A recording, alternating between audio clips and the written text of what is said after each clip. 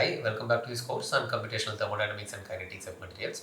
Today we will see what is high throughput CalFET, especially for compositional design.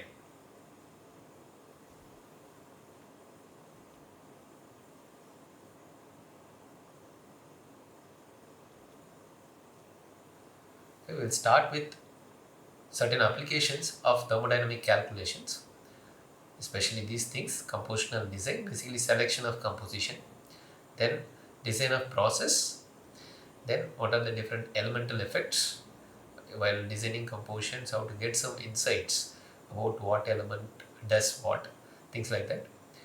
And then application case studies, we will see some of higher order phase diagrams and what is this high throughput calculations.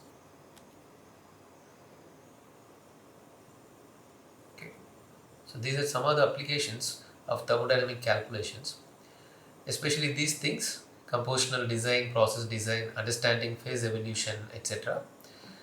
High throughput compositional design is one profound method. The use of all these CalFET tools come really handy in doing such things. It is not possible without CalFET. Experimentally, these things are really tough. Then we will see some of higher order phase diagrams which can be directly used in certain systems in some composition regimes to design compositions.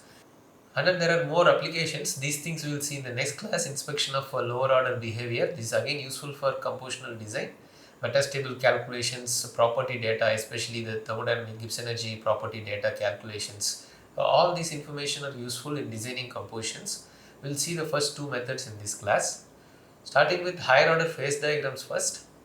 We will take the example of high entropy alloys. These high entropy alloys have different sort of definitions. Broadly speaking, multiple elements in concentrated compositions.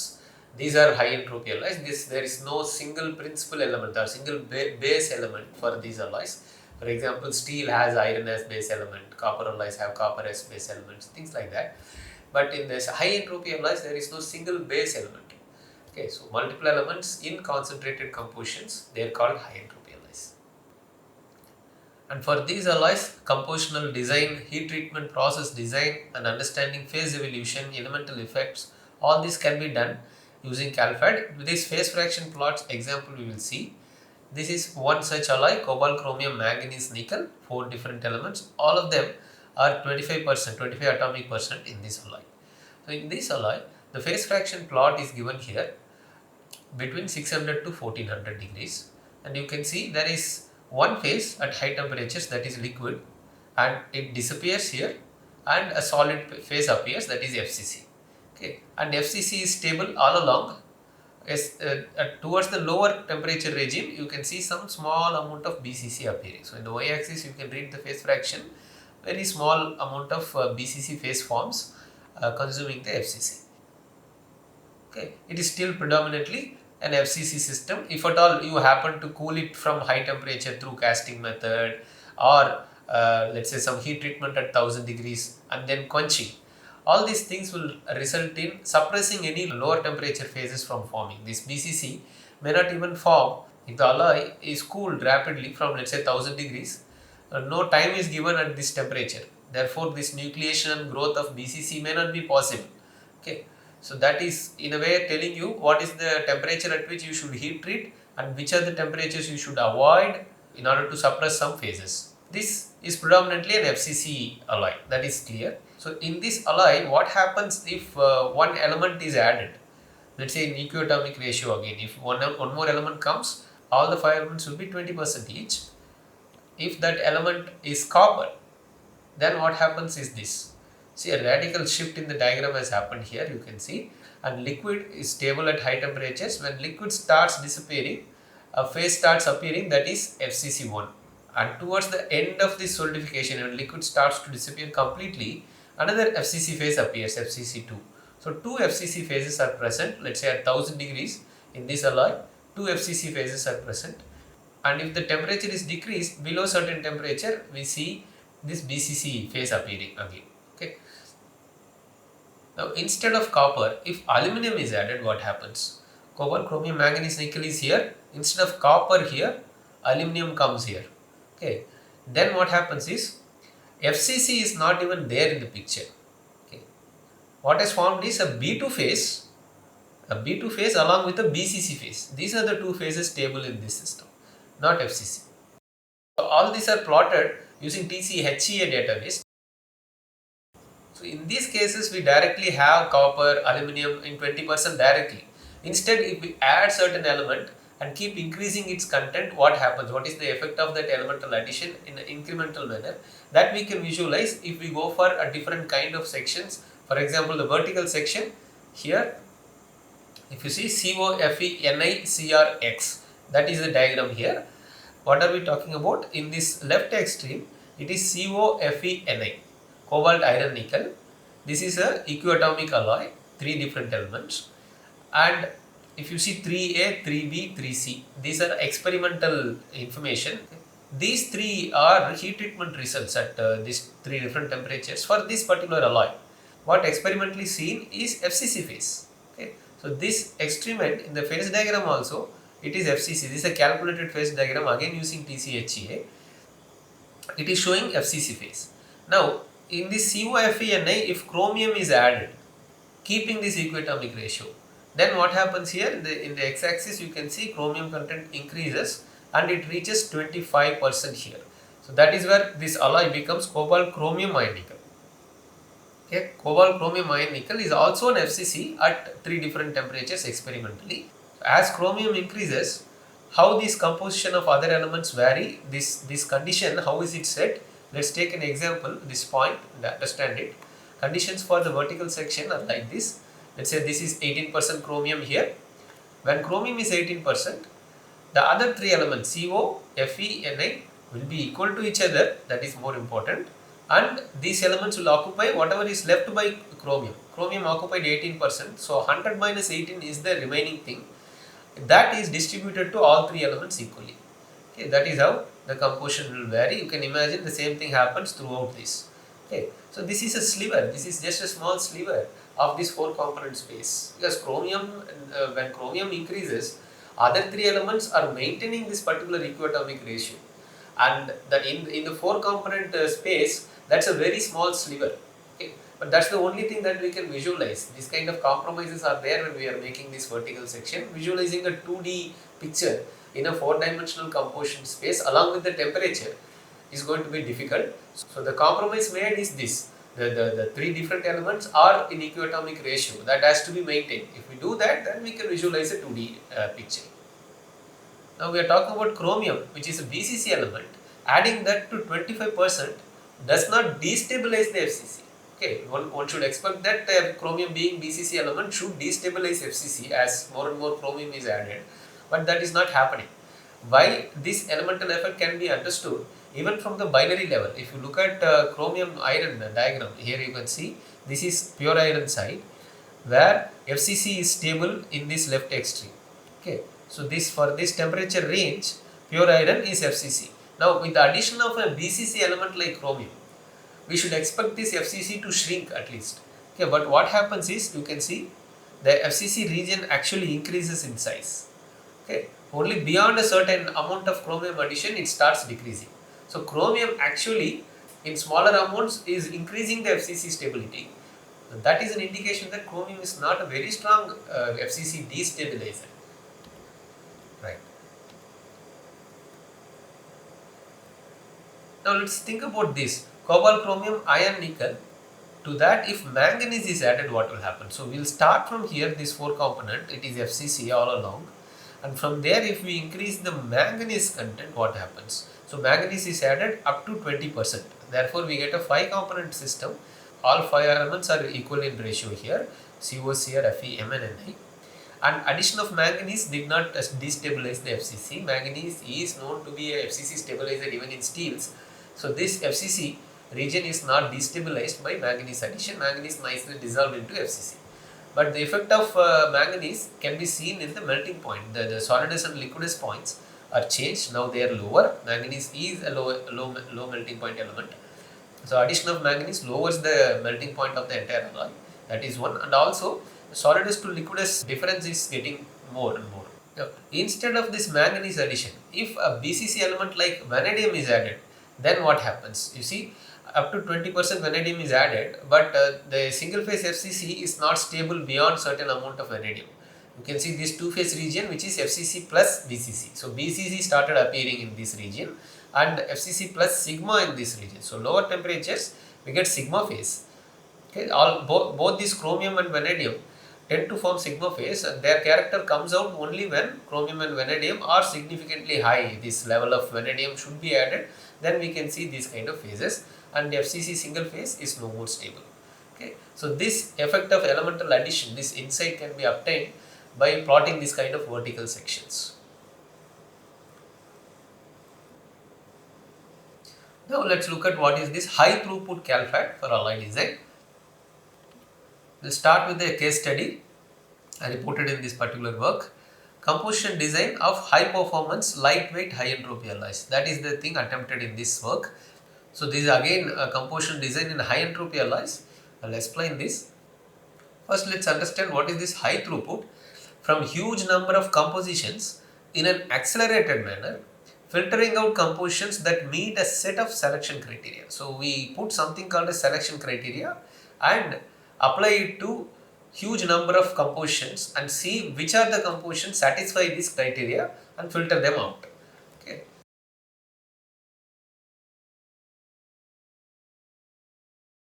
So in this particular example, this is the palette of elements with which it started: aluminum, chromium, iron, manganese, titanium. Why? I will explain shortly. From these 5 elements, 5 component alloys are designed. So all 5 different elements will be there. It's not one is absent at any point in time. All 5 elements are there in all the compositions that are initially taken up, and possible compositions among these, if you put different compositions, about 3000 compositions are selected, and from those 3000 criteria for selection is applied, that is required phases should be BCC and L21. Why these two? Because these 5 different elements in some ratio is experimented by these authors, and they have found these 2 phases BCC and L12. So one is a solid solution, other one is an intermetallic phase. So this is more like a nickel based superalloy where we have a FCC solid solution plus L12 precipitate, the gamma prime. Gamma is the FCC matrix, gamma prime is L12, which is a precipitate phase, and this precipitate phase in this matrix gives a very high strength even at high temperatures. That is nickel based superalloys. Similar to that, we see here BCC and L21, 2 different phases, one solid solution and one intermetallic phase. And this is how the phase fraction plot looks for this particular alloy. Y-axis has fraction of phases, x-axis has temperature, and liquid is stable at high temperatures and it disappears. Tm is, let's say, the solidest point, that is taken as the melting point here. Okay. So when liquid disappears, BCC forms, single phase BCC is stable at high temperature, and then BCC starts disappearing, L21 phase starts appearing. These 2 phases are stable throughout. Okay, so both these curves are there even till low temperatures. So that's how the diagram is. So BCC L21 phases are observed. That is an important observation. Because of that, they could also observe this high performance. That is, mechanical behavior is really good for such an alloy. But that was observed in only one alloy among these 5 elements. What about systematically scanning this entire composition space of 5 different elements? So there are 3000 possible compositions are there. That's what they are saying. From 3000 compositions with different ratios of these 5 different elements, which are the compositions that will give the best phases, BCC or L21 ratios, so that experiments can be focused on only those compositions rather than studying all the 3000. So that is the advantage of high throughput calculations. The selection criteria is more elaborate. The second criteria is this: the melting temperature Tm should be above 1250 degrees Celsius. Okay. So that the high temperature capability is there for the material, and fraction of BCC should be 1 at melting point. So Tm, where the liquid disappears, BCC should be 1. So the entire microstructure should have only BCC. That's the meaning. Primary solidifying phase should be BCC. So that is one criteria. Then second criteria is this: a fraction of BCC plus fraction of L21 phase should be equal to 1. Meaning there should not be any other phase apart from these 2 phases, one matrix and one precipitate. And this precipitate content also is given 0.05 to 0.5. So this fraction of this phase should be within this limit. It should not be beyond 0.5, it should not be less than 0.05. So that's the criteria. At 0.8 Tm, meaning 80% of this melting temperature, and at 50% of this melting temperatures. So in these two temperatures, fraction of L21 phase should be within this range, and there should not be any other phase apart from these two phases. That's the criteria. So almost like this. So let's say this is 0.5 Tm, this is 0.8 Tm, and between that we have to have these two phases BCC and L21. So among these 3000 compositions, how many will have such a diagram? So those can be filtered out. That is the high throughput calculation. Okay. And what they got is 8 compositions satisfying their criteria. Okay. And then they went about focused experiments on those. Okay. Right. We'll see one more example. This is reported in 2015. Compositional design of high entropy alloys for high temperature applications. Again, high entropy alloy design. Palette of elements is now 26. Okay, 26 elements are taken. Among them, all the way from 3 component alloys to 6 component alloys are selected, but only equimolar ratio is selected. And something like 1,30,000 compositions are coming if we do that. And among them, the criteria for selection is this. It is not phase specific, but the use temperature should be 80% of lowest of absolute Tm. So take the melting temperature and take 80% of that, that is the T use. Okay, meaning the focus is for high temperature applications. You can see that here. Or the last first order transformation temperature. Okay, from high temperature, if you come down, different temperatures we see different first order transformations. The last first order transformation should be taken as T use. Okay, so the alloy can be applied below that, but not above that. And obviously no first order phase transformation below T use. The T use, here it is very clear that the use temperature should be below the last first order transformation. Okay, if at all the first order transformation happens when we go to the temperature of application, whatever we observe at lower temperature may not be stable. There will be a first order transformation, dimensional instabilities may come. Therefore this criteria is imposed, no first order transformation below T use. Okay. So from 1,30,000 compositions, how many satisfied this criteria? 51 compositions. Therefore experiments can be focused only on these 51 compositions. Imagine studying 1,30,000 compositions experimentally. Compared to that, you get a very focused number of set of alloys to do the experiments. So this is another example of high throughput calculations. Okay. So how do we select compositions in this? Composition variation, how do we do that? Let's say we have 4 different elemental system, NB, TA, TA, ZR. How do you vary composition and call it a new alloy? 1,30,000 or 3,000 alloys, how do we say that? We say that based on our criteria. You can say every percentage increment in titanium here can be a new alloy, or every 0.1% increment in titanium is a new alloy. Okay, it's up to us. So NBTA, TA, ZR system, in this system composition variation is done. These 4 elements are there, these 2 are fixed in some numbers, and as titanium decreases, zirconium increases. Every percentage increment can be counted as one new alloy. And then if tantalum is changed 1 more percent and then titanium zirconium variation is repeated, they are all new set of alloys. So like that, for every tantalum increment we get entire set of variation in titanium zirconium to get new set of alloys. Similarly, niobium, if it starts changing, again one more huge set of compositions will come. This diagram tells you how the composition changes. So this is for this particular alloy, the phase fraction plot. If I play this video, you can see that this titanium zirconium will vary fast and tantalum will keep increasing gradually. Niobium will increase even more gradually.